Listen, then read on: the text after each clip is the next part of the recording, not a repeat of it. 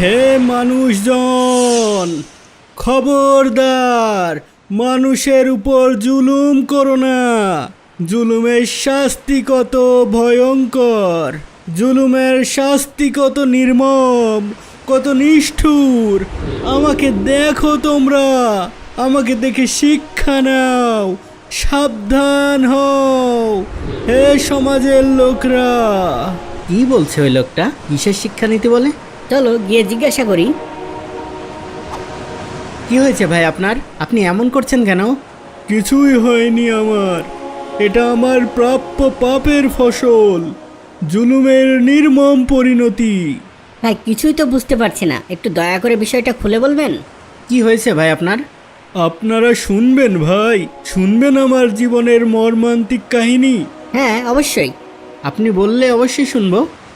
তাহলে শুনুন আমার পাপের কাহিনী। একদিন আমি সমুদ্রের তীর ধরে হাঁটছিলাম, সেখানে এক জেলে মাছ ধরছিল।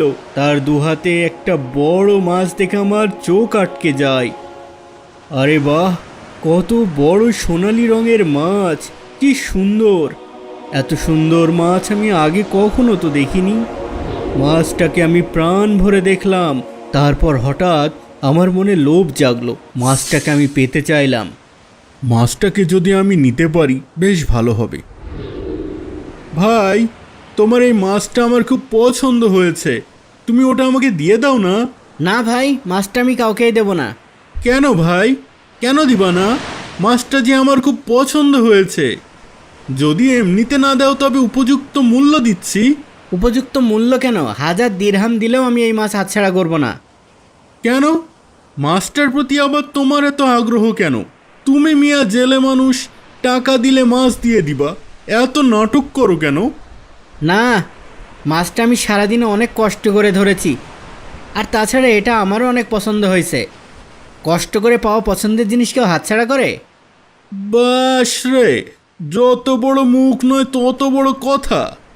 এই, তুই জানিস আমি কে? কে আপনি? আমি একজন সেনাপতি।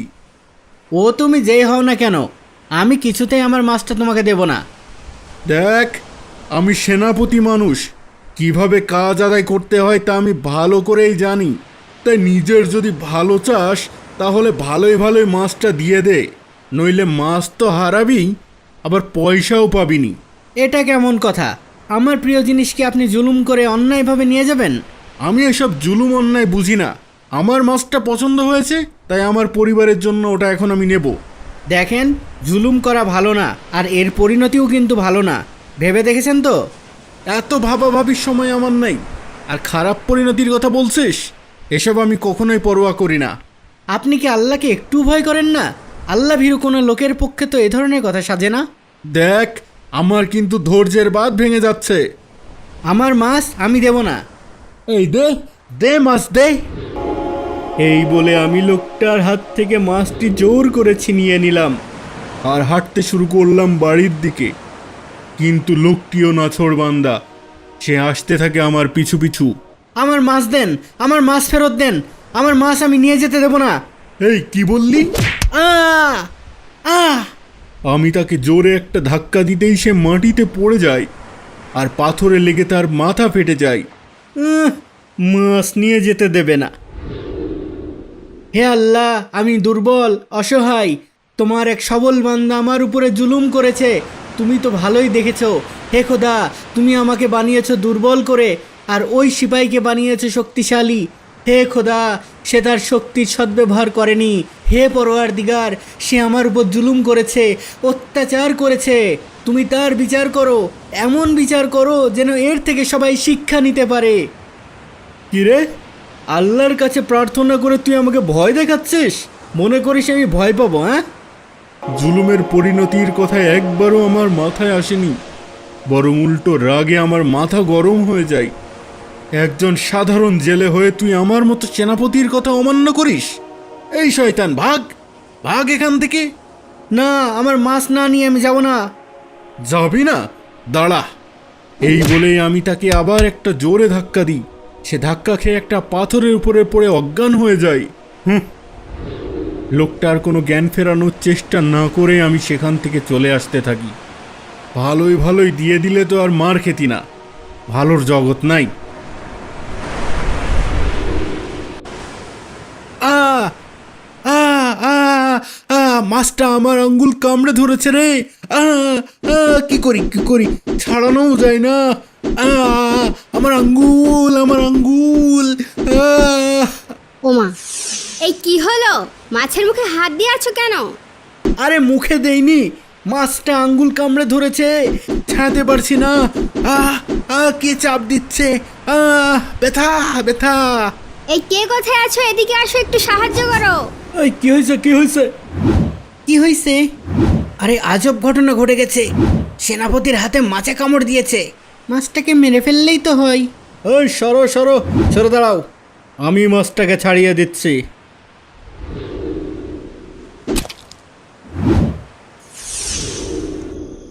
বাঁচা গেল। ব্যান্ডেজ করার পর এখন কেমন লাগছে গো? ব্যথা টনটন করছে, ধীরে ধীরে বাড়ছে। সরো, আমি ডাক্তারের কাছে যাব। আল্লাহ আল্লাহ আল্লাহ, এ কি অবস্থা আপনার হাতের? এই অবস্থা কি করে হলো? একটা মাছে আমার হাতের আঙ্গুল কামড়ে দিয়েছে ডাক্তার সাহেব। মাছে কামড়ে দিছে? অদ্ভুত। তারপর থেকে হাতের এই অবস্থা। ও তীব্র ব্যথা, ব্যথা বাড়তেই আছে, কোনোভাবেই কমছে না। কিছু একটা করেন ডাক্তার সাহেব। আপনার হাতের এই জায়গাটুকু তো পচে গেছে, এখনই কেটে ফেলতে হবে, তা না হলে এই পচন সারা শরীরে ছড়িয়ে যাবে।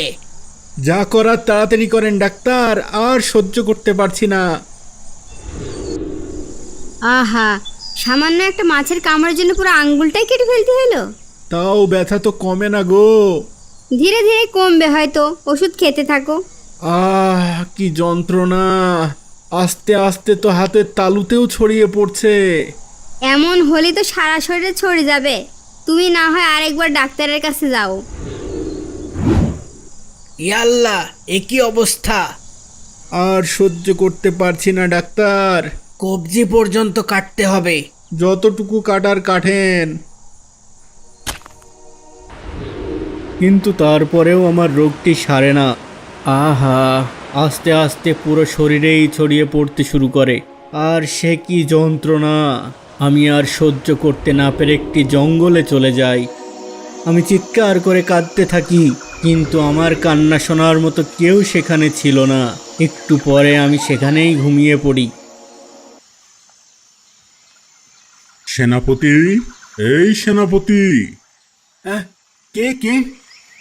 এভাবে একের পর এক তোমার দেহের সকল অঙ্গ কেটে ফেললেও এই কঠিন বিপদ থেকে কিছুতেই তুমি উদ্ধার পাবে না। তাহলে আমি কি করব? মনে পড়ে তুমি একদিন এক দুর্বল অসহায় জেলের মাছ জোর করে ছিনিয়ে নিয়েছিলে? হ্যাঁ। এটা হলো তোমার সেই জুলুমের শাস্তি। হ্যাঁ? মনে রেখো, যতদিন পর্যন্ত তুমি তার হক ফিরিয়ে না দেবে, ততদিন তুমি এ আযাব থেকে কিছুতেই মুক্তি পাবে না। আমি ঘেমে গেছি। তবে এটা কি আমার স্বপ্ন ছিল? এ যেন একদম বাস্তব। হায় আফসোস, আমি যদি সেদিন ওই জেলের মাছটা ছিনিয়ে না নিতাম, যদি আমি তার উপর জুলুম না করতাম, আমার এই অবস্থা হতো না। এখন তো অনেক দিন হয়ে গেছে, এখন আমি ওই জেলেকে কোথায় খুঁজে পাবো? না, আমাকে খুঁজে পেতেই হবে। আমি আমার ভুল বুঝতে পেরেছি।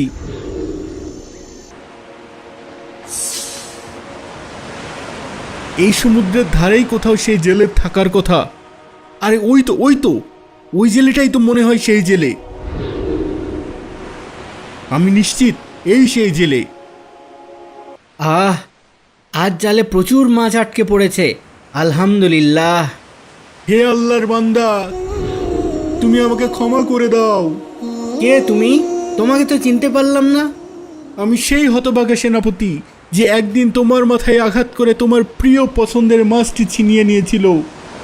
এখন সেই অপরাধের শাস্তি আমি ভোগ করছি। এই দেখো আমার হাত, সারা শরীরে ছড়িয়ে গেছে এই রোগ।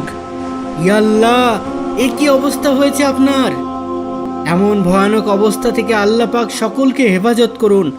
আমি তোমাকে মাফ করে দিলাম ভাই। লোকটি আমাকে মাফ করে দেওয়ার সাথে সাথেই আমার হাতের ক্ষতস্থান থেকে একটি পোকা বের হয়ে মাটিতে পড়ে গেল। আর আমার হাতের ব্যথা বেদনা সমস্ত সাথে সাথেই দূর হয়ে গেল। ইয়া আল্লাহ, কত আরাম! আমি এখন খুব সুস্থ বোধ করছি ভাই।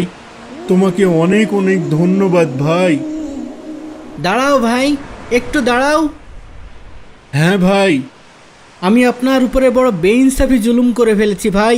একটা সামান্য মাছের জন্য বদদোয়া করেছি, যার ফলে আপনি দীর্ঘ কষ্ট ভোগ করেছেন, চিরদিনের জন্য একটা হাত হারিয়ে ফেলেছেন।